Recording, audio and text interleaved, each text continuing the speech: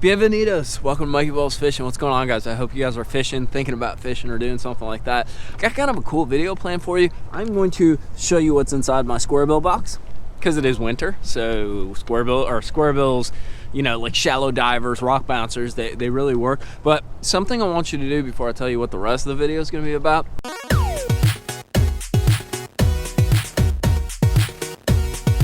If you go down in the description box, there's a link to subscribe to the email list. I'm building an email list because I want to send you guys fishing tips, cool videos that I find on YouTube about new techniques, different techniques. Just basically, I want to tell you and show you the stuff that I find that I think has value to catch you more fish or teach you something about how to catch more fish. So I think that's cool. If you think that's cool, go down in the description box and find that link, but watch this video first. So what we're going to do today is we're going to go to Lake Pickwick. See, you can even see the dam kind of hidden back there. We're gonna fish around the dam. I'm not very good at it, but there's a lot of current, and I've always wanted to catch a grand slam. I've never caught a grand slam. Grand slam is a spotted bass, a largemouth bass, and a smallmouth bass. And as we talked about in the video with Miles, like I think it was a week or two ago or something like that, this is a great opportunity to do it. So I'm going to show you some baits that you can use to target all three of those species during this time of year when it's kind of cold. It is freezing, actually. It was freaking cold this morning, bunch of ice, but it's fun, dude. It like keeps you fresh, keeps you alive. I'm gonna show you some baits that you can use. Hopefully, fingers crossed, we catch a grand slam, but come along with me. Make sure to hit that like and subscribe button. Thank you guys for supporting the channel. Let's go fish.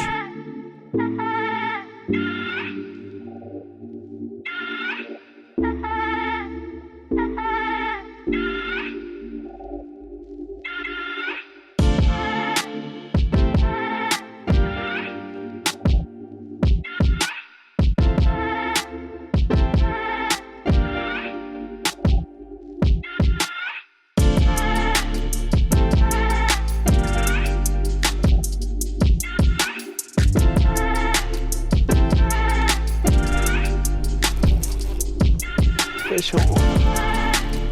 Please, your bass. Yeah, like a freaking 4.5, 5 pounder. Didn't even run the camera.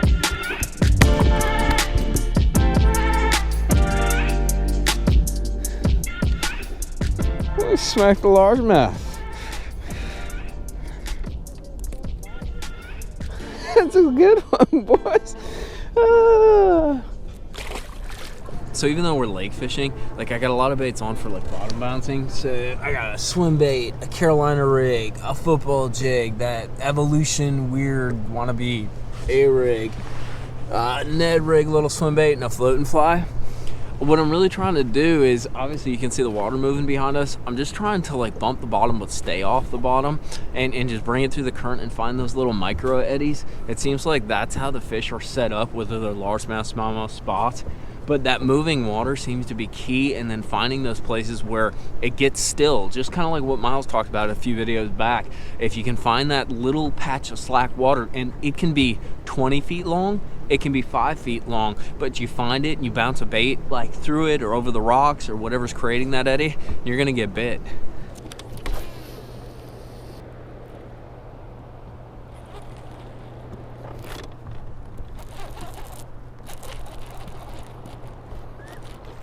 Oh gosh.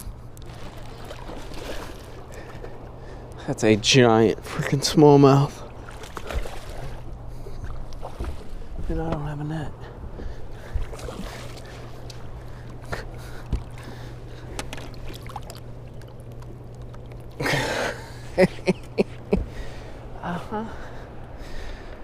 When they're not deep, go shallow, boys. Go shallow. Well, that is what we came here to do. Check this joker out. Dude, that is such a dark fish. Look at that. Dude. What an awesome fish. Look how beautiful that thing is. Let's get her back. There might be more. See ya. You know, what we did is we just kind of rolled in. I've been fishing a lot of like drag baits and stuff, and we caught like a 4-pound largemouth on a drag bait. But there's some water rushing in because we got a bunch of rain.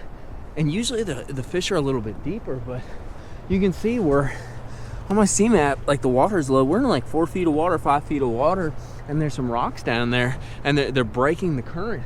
So So I'm just trying to bounce that DT6 kind of off those rocks and trigger. It's almost like creek fishing or like little river fishing. But that was big. You know, when I'm fishing these, I'm not super skilled at it. I'll be the first one to admit it. But you can see there's kind of a quick water there, and there's a slack water in the middle. I'm just running this crankbait kind of along the edges of those. Every once in a while I'll throw it into there, into the chop water, because what it can be too is there can be like big boulders in there that you don't actually see, and the bait will kind of flow through and it'll move pretty darn quick. But you'll like tick that boulder, or you'll get into a little ditch or like a, I don't know, like a hole or a trench that's in there, and those fish are just sitting on those breaks.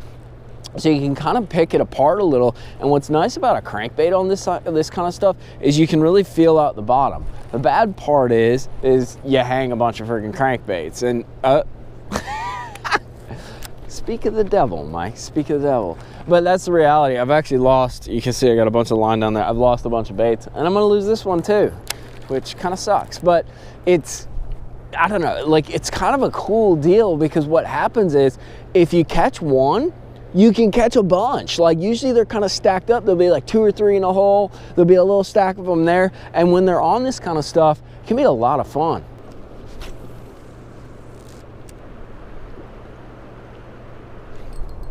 Fish on. Oh, stay on there. It's a nice largemouth. That's why you always follow up with that Ned. There might even be more back there. Oh, come here. All right. I've been catching them cranking, but you know, you always have that Ned just in case. And that's why right there, boys.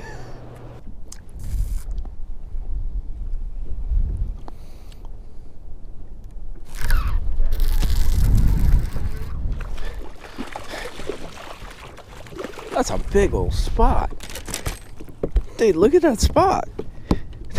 He was on there the whole time, and he just cranked it. Oh, come here. Nice spot, dude. Can you say grand slam? We did it. We caught a largemouth, a smallmouth, and a spotted bass, dude. And like, I don't know, that anyone who loves bass fishing, you always kind of like have your bars or you have your goals, whether it's tournament fishing, whether it's just, you know, learning a bait or anything like that. I've always wanted to catch a grand slam, and I've been damn close quite a few times, but never been able to kind of close the deal. So I'm gonna kind of, you know, boost my balls, B-A-L-Z-Z, for a minute, and kind of dwell on the fact that I caught a grand slam. Definitely try it if you guys haven't and you have the opportunity. Even if you have to hop lakes, what's really cool with where I fish and where I moved to is literally we came to one lake one day and you can catch all 3 species, and that to me is super cool.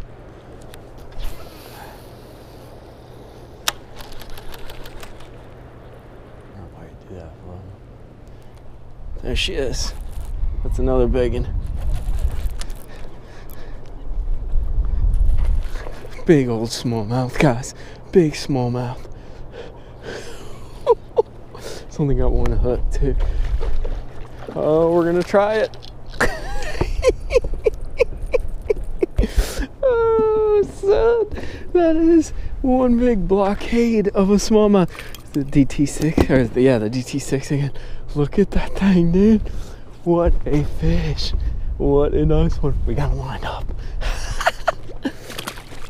So we caught a grand slam, which is awesome, but as I promised, I want to show you guys my square bills and my shallow runners, because right now, all the way through spring, really, it's a good technique. Even if your water's super cold, it seems like, especially if you got smallmouth and spotted bass, there's always some fish. Nice job, Mike. Some fish that are kind of shallow, especially if you got current too. It keeps them a little skinnier if the water rises really quick and they come up shallow, or if it warms up real quick. But I want to show you guys my little stash, which is kind of growing and getting bigger, but I got quite a few different baits and I use them for all different things. But those smallmouth, all came on a DT6, which is this guy right here. It's a Rapala bait. This is probably one of your most standard kind of shallow rock bouncers. Now the trick is the DT6 will ride through wood halfway decent, but because of that bill, it's really built for like grinding kind of like hard bottoms and that. Ironically, I lost every single one that I had except for this guy. The ones I was catching them on were like shad mimickers, like kind of like a whitish, one was I think like sexy shad or chartreuse shad, stuff like that. But dude, if you got one crankbait to grab during the cold weather, grab yourself a DT6. It absolutely catches them, and it keeps catching them because everybody throws it, but it just seems to work, and it rides super clean through rock for the most part. You're gonna hang and lose some baits when you do this stuff. That's just the reality, but it is what it is. One that I'm playing with that I lost the other one of too, that's a Norman. I think it's like a speed crank or something. What I really like about this one is that bill. It's kind of a fusion. It's somewhat rounded, but it's somewhat squared. It works really good through wood, and it works really good on rock. So it's kind of like the best of both worlds. You can see I got it in that red. I'm kind of preparing for spring in that that dirty water, like when the water comes up when it's raining, and I'm hooked. Nice. We're gonna do the rest of the video just like this. Unbelievable, dude.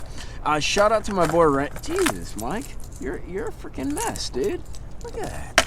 Unbelievable. Classics, you know, just a little Strike King square bill, super standard, always catches fish. I've showed you guys that's my grass ripper. It's a Lucky Craft. I think it's the BDS right there. This one's kind of cool actually, and you saw it a couple years ago when I first moved up here. This is a mega bass. I think it's called a Sonic Side. Super friggin' expensive, super expensive, but that bill right there does work, son. It rides through shallow rock like you would not believe, and it's also one of those flat-sided crankbaits, so it has a super tight wobble, and I can guarantee you it's worth every dollar. That one, I like that one. I actually have to buy some more because I lost my shad colored one, and that's actually something to talk about too.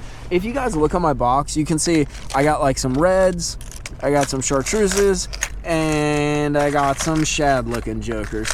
I keep it pretty simple with crankbaits unless somebody tells me about like some crazy color that you got to try, or if there's some weird color that I think is kind of cool that I want to try. I keep it simple because what I've learned is, you know, fishing the TVA, fishing Smith Lake, fishing down in Florida, I get all kinds of tackle built up in the boat. And not only does it lead to having too much crap in the boat, but it leads to my brain spinning out. And any way that I can simplify the process makes it easier for me to make a decision. I mean, that's kind of the gist of it.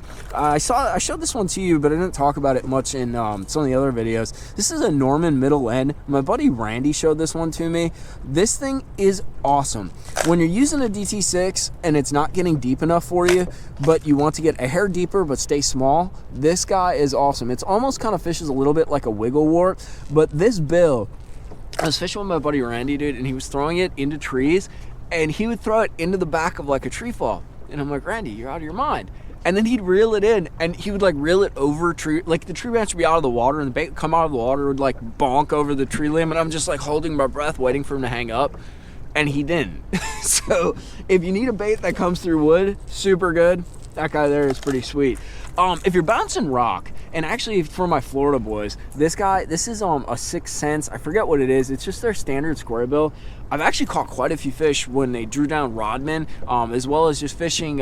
If you fish kind of the, what do you call them? The gates, the water gates on Lake Okeechobee and stuff like that. Oftentimes the square bill is awesome. Comes with standard triple grips on there, but this guy really catches them, and I recommend the smaller size. I have some of the bigger ones, but frankly, I haven't done that much damage with. These are the bigger ones. They're just fatter, but those little ones are the deal.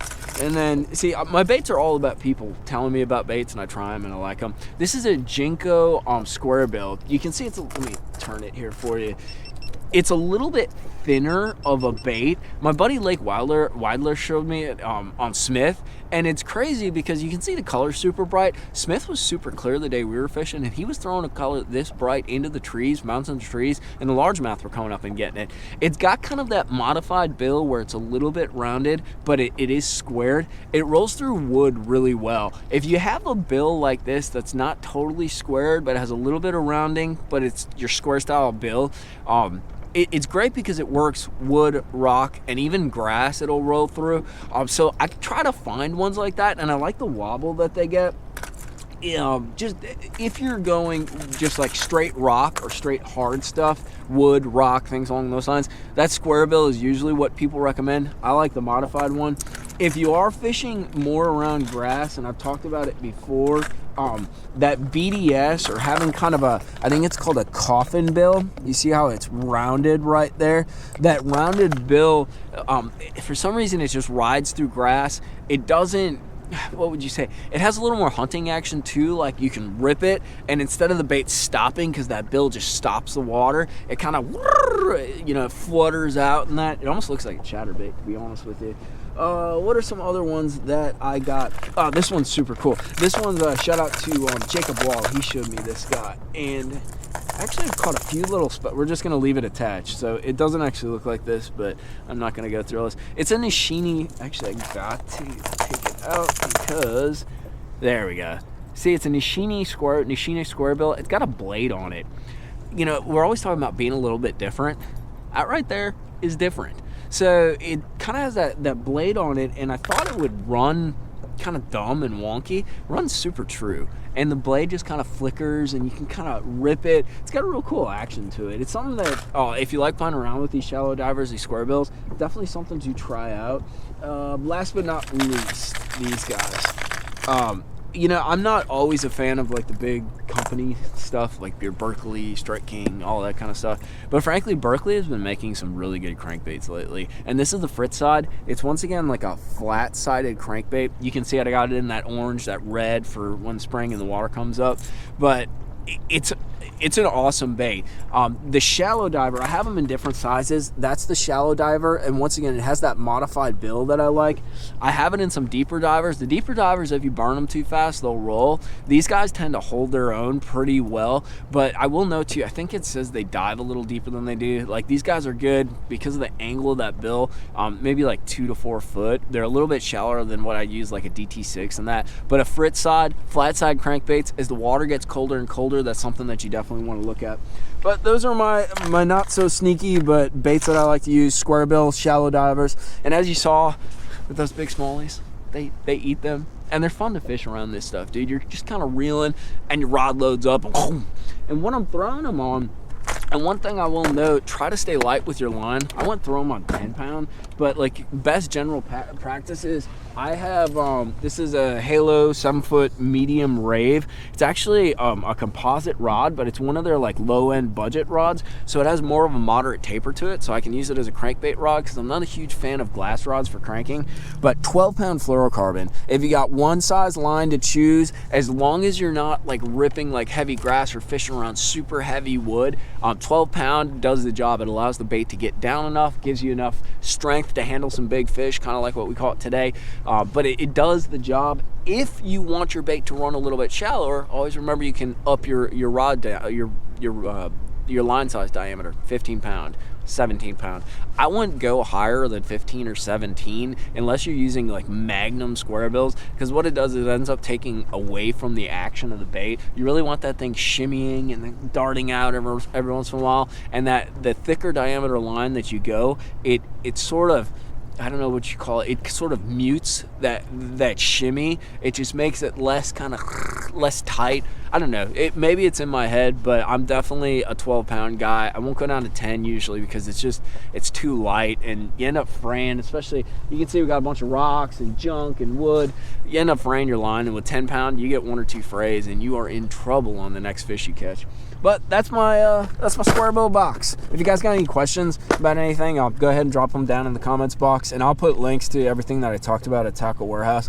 But I appreciate you guys watching this video. I have a lot of fun going on these little adventures, and I caught a grand slam. Or yeah, grand slam. I don't even know what the hell it's called. I'm just stoked to go look at the video tonight, because catching a smallie, a spot in a largemouth is bad ass. So you know what I'm saying. But thank you guys for watching. Keep the lines tight. Definitely hit that like and subscribe video if you like real fishing content. I try to bring you honest, direct. I'm not no pro. I'm not anybody important, but I try to do things, learn, show you guys, share my experiences, and you guys do the same with me. So I really appreciate that. Tie lines for now. We'll see you back out on the water.